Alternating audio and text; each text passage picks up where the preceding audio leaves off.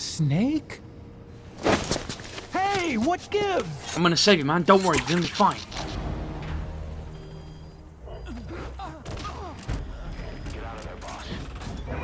You can keep him.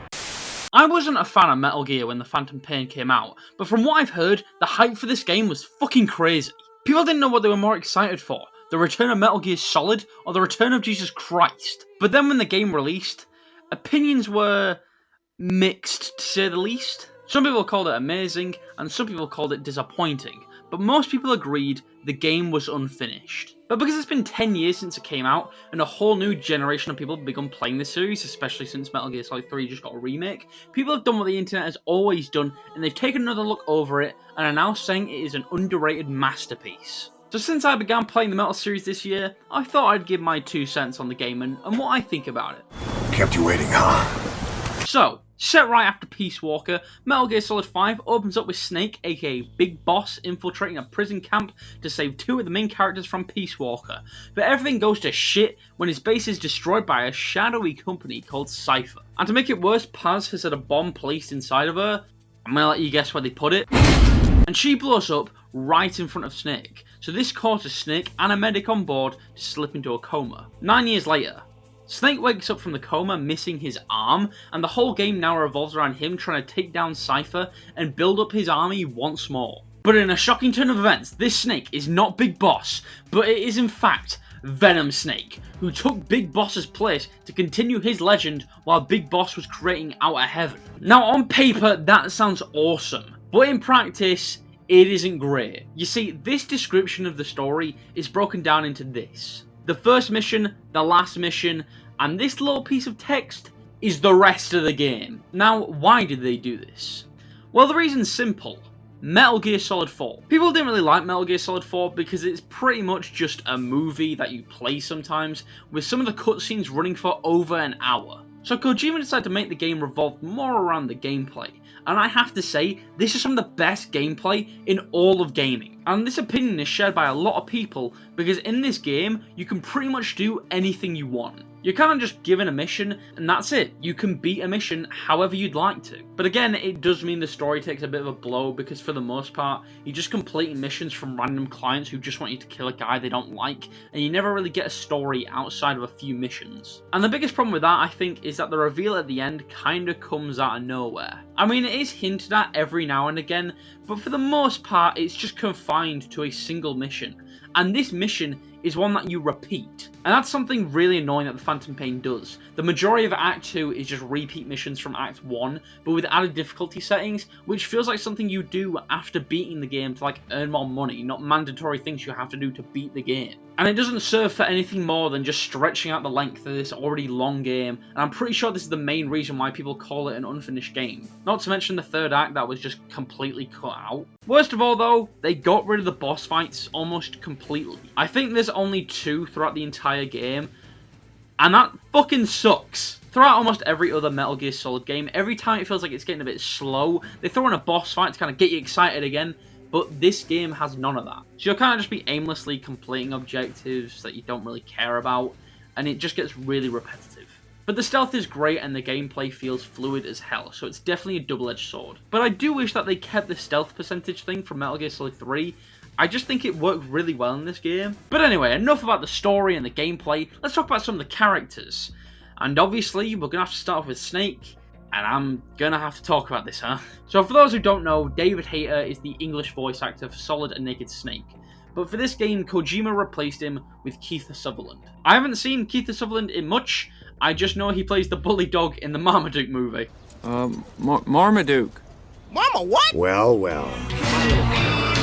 Now, it's not known exactly why Kojima replaced Hayter with Sutherland. Some people think it's because Kojima just really likes movies, so he gave one of gaming's biggest roles to a Hollywood actor, but some people have also suggested it may be because Kojima was jealous that David Hayter was becoming more popular than him. Like I said, it's unknown why, but I still just will never understand why Kojima didn't just use Hayter as Big Boss and use Sutherland for Venom Snake. At the end of the day, they're different snakes, so the voice change won't be too confusing once you find out the twist, and it might have actually helped the story, as it could hint throughout the entire game that Venom isn't Big Boss. But in any case, I do think Sutherland does a great job as Snake, and when he does talk, it adds a sense of seriousness that this game really needed. I also just really like how Kojima reused an old Snake variant from a game nobody remembers him from, because it not only adds more character to someone who didn't have one at first, but it also feels a lot less lazy than just making a whole other Snake. Speaking of switching voice actors, Revolver Ocelot was switched from Josh Keaton to Troy Baker, and not even with just the voice, but for some reason Kojima redesigned Ocelot to look like Troy Baker. Why? Regardless, I think Troy does a good job as Ocelot, as he does in most games, and in a way I really do think he makes Ocelot almost his own. For most of the series, Ocelot is a villain, so him kind of changing the voice and, making it sound like he's a trusted ally you've known for years, I think that really helps the character. But let's get back to people who actually kept their voice, like Kaz Miller. And something I really want to point out here is I think Robin Atkin Downes plays him extremely well. I haven't played much of Peace Walker, but from what I've seen, he plays Miller very differently in this game by making him speak with so much hatred. You can clearly tell Miller fucking despises Cypher and just wants to destroy them with every ounce of their being, and he doesn't even have to say it. I don't really have much to say, I just kinda wished he was in the game more. I also think Christopher Randolph plays Huey Emmerich really well. Like I said, I didn't play much of Peace Walker, so I thought he was just going to do the usual Otacon stuff. But no, he played him very differently while doing the exact same voice. While Otacon's the nervous guy who steps up when he needs to, Huey's just a fucking coward who's really sketchy in the background, and he's just a little bitch when anyone steps up to him. But the real villain is Skullface, and he's just kind of a bitch. I've always loved Metal Gear villains, but because there's almost no story to the game, Skullface is very underdeveloped. He just wants to wipe the English language off the planet because of the cultural imperialism caused by English-speaking countries. But because this dude is barely seen, it just feels a lot like all of a sudden we get this edgy idea of what a 14-year-old would think is cool. And just like the Snake reveal, this comes in Skullface's final mission. Can we develop our characters before we kill them off, please? I just wish they developed on him more and made him an interesting character, or at least stop treating him like he's an interesting villain. Either develop him more or treat him like the villain as he is, and not like he's some super genius who's really cool. And then there's Quia, and she's she's really cool. She has a lot of character, she's really important to the story. And she has big tits. Okay, she breathes through her skin, and it's Kojima's excuse for having a big tit lady in this game, okay? But a huge problem with pretty much all of these characters is the writing. You see, Kojima doesn't like it when people modify scripts for different regions to make it make more sense to that type of audience. But the problem with this is that Japanese translated straight to English just doesn't sound right. I won't scatter your sorrow to the heartless sea. Plant your roots in me. But to be fair, it's not too noticeable, and I've heard some people say it's a bit endearing, so you know what, I can go along with it. Sometimes. Why are we still here?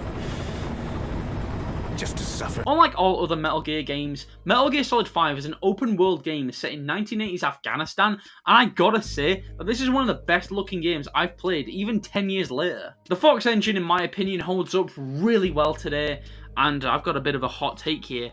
I think it might look a bit better than Metal Gear Solid Delta. Like, objectively, yes, Metal Gear Solid Delta is better, but there's something about the Phantom Pain that just feels so good. I think it just has a bit of art direction in here that just emphasizes the golden ages of the 80s. That is just absolutely great. But the open world itself is pretty basic, but the only thing it's really got in it is military bases for you to take over, and that's about it. There's not even little rebellions you can help fight alongside with in Red Dead Redemption. It's just a very basic ass open world game that doesn't have much for you to do besides from just side ops, which mostly boil down to find this expert guy. But anyway, speaking of the 80s, I think people often forget that this was one of those projects during the 2010s that, in the nicest way possible, sucked off the 80s. But in its defense, it does mean we can listen to some glorious 80s track while blowing up enemy bases.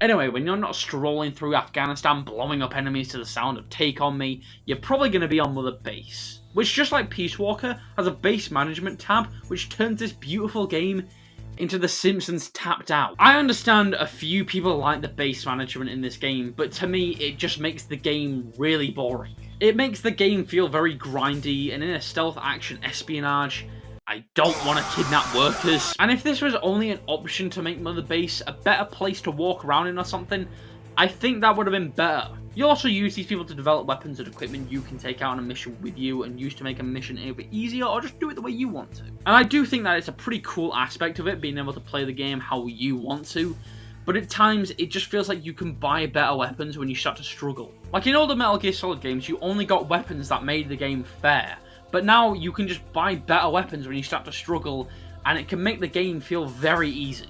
But it's not as bad as Drebin's shop in Metal Gear Solid 4 that just takes out all the tension of a boss fight.